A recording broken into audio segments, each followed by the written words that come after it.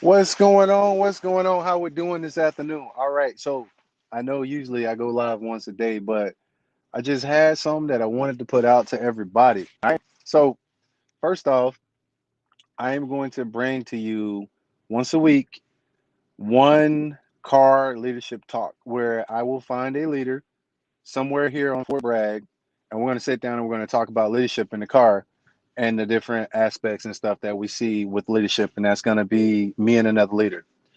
But let's get to this story. All right, let's get to this story. So, attitude. Let's talk about how attitude and influence play hand in hand. Okay.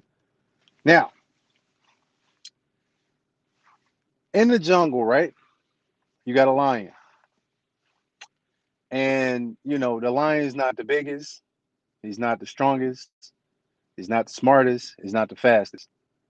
We know he's not the biggest. An elephant outweighs a lion by thousands of pounds. An elephant can pick up a car with just his trunk alone. All right. Then you look at, you know, a gorilla. Gorilla's way stronger than a lion. He's silverback. Got these big muscular arms. He can move around and do all of this stuff and, lift heavy things. And he's a fierce creature, but he's not a lion. Then we go over a lion is not the tallest. A giraffe is the tallest. He got that long neck so that he can eat vegetation from the top of trees. Lions aren't the best swimmers.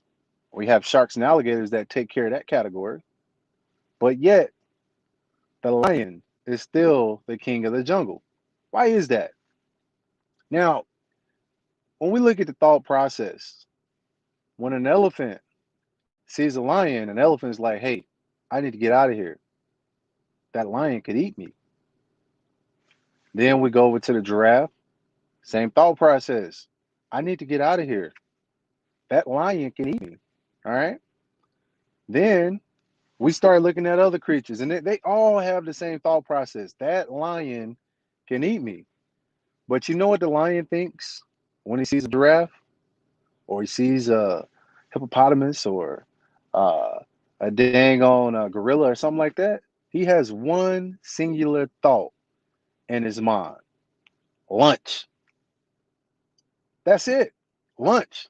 He doesn't care about anything else that's going on. He doesn't care about the capabilities of the animal that's in front of him. The only thing that comes to mind is lunch. This is the thought process of the lion. Now, this whole thing is about attitude. His attitude is what makes him different because gorillas are really strong. We just talked about how strong an elephant was. An elephant can lift up thousands of pounds with just his trunk.